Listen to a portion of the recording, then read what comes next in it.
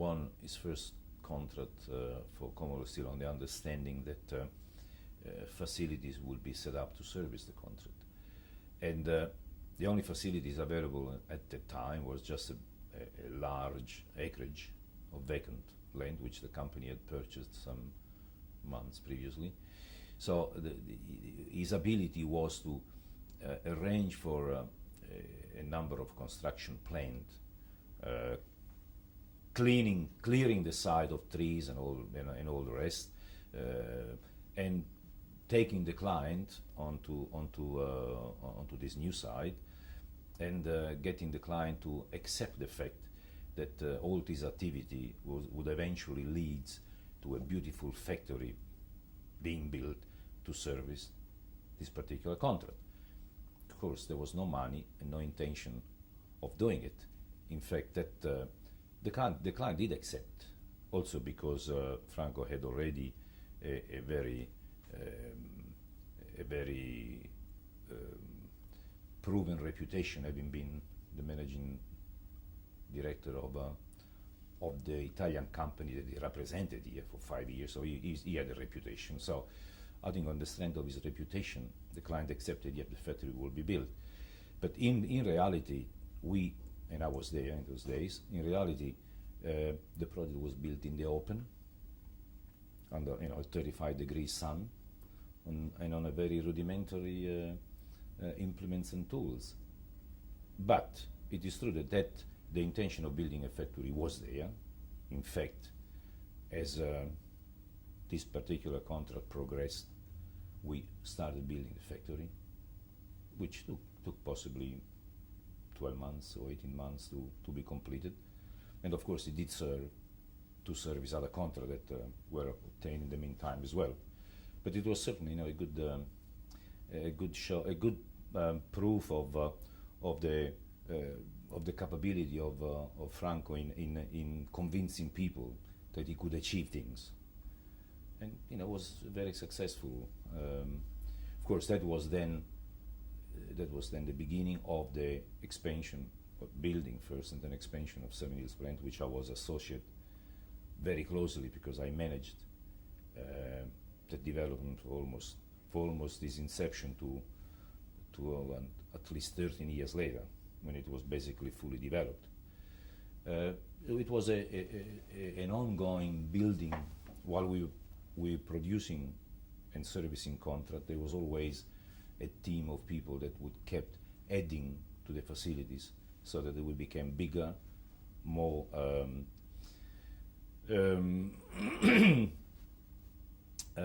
more prepared with equipment and facilities to be able to expand into the direction that Franco intended the company to go.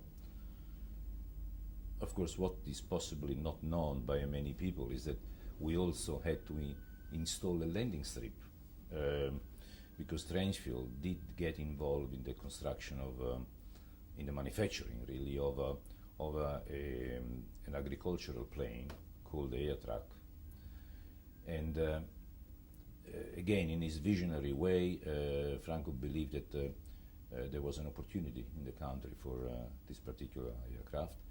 And he backed an Italian engineer that I remember, his name was Pellegrini, if I remember correctly, who came, established himself in Seven Hills, and started with a small group of people to design this agricultural contraption, which was very ugly but very effective apparently.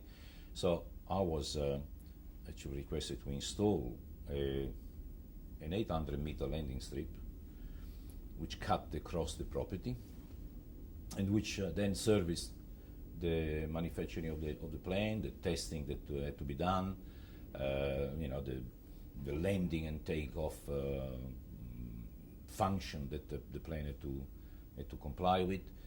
It was a very trying time. We had to settle with neighbors, that were complaining about plane buzzing the houses and the roof. We had cattle stray on the landing strip because the property was unfenced. Or there was and of course in those days St. Louis was almost still of a rural dependence. There was sparsely populated, so it was a very very exciting time.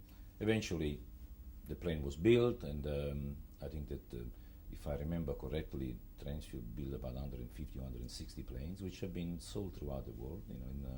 Especially in third world countries.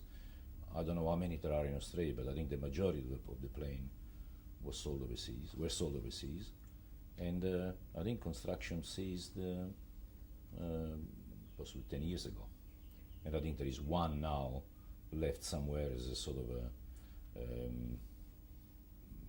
vintage. He's left somewhere, whether it's in Seven Hills or he's hidden somewhere, I don't know exactly where. But it was a very exciting time. Again, it proved that the visionary gift of Franco.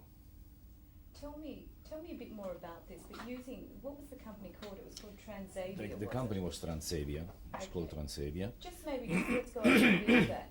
To just tell me about, and using the word Transavia, that Franco, and tell me about where the actual concept for Transavia came from. Well, I suppose the name was again made up by. Sorry, my questions don't get used. So if we can preface it by the concept for the idea of building aeroplanes, or the Transavia was a company developed by Transfield if we're beginning by that. Well, I think that I don't know exactly how it started, but I suppose that Transavia was a trademark that Franco gave to this industry, which of course was only very embryonic at the time. It was only a dream, and I suppose he must have taken the same trademark for Transbridge. We had, for example, Transbridge, which is a Transfield building bridges. There were a few others, but basically that was his own conception, and it did trade under the name of under the trademark of Transavia for maybe 15 years, 16 years, and that is basically what happened. I suppose a name can be arrived at in a matter of minutes, and I suppose Franco must have thought quickly about it, and that's it. Just telling me what Transavia actually did, telling me that Transavia was a company developed by Franco, but then what it actually did. Well, Transavia got a license because you have to be qualified in order to build and operate an aircraft. So they got a license to design an agricultural plane. The designer, it was a gentleman that Franco met at some stage, Pellarini. He was certainly a visionary. He was an incredible aeronautical designer. Conceptually, he was possibly ahead of his time. So planes were drawn.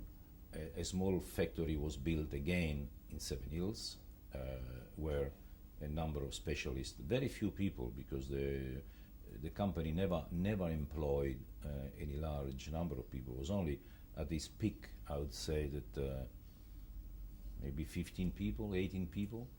The plane was basically almost handmade. It was not, the factory was not set up for a mass production or anything like that, because I don't think that the demand of the market justified that. So the company, developed. They built the first prototype, and it took almost 12 months to build the first prototype, which then had to go through a number of tests and requirements of the Australian Aeronautical Board. There were alteration, modification, there were blending, there were take-off. It was all a number of activities that took place and there was also a lot of skepticism everywhere in the industry that this was just a dream which will fold and fail. And in truth, it might have fold and failed if it didn't have the backing of the main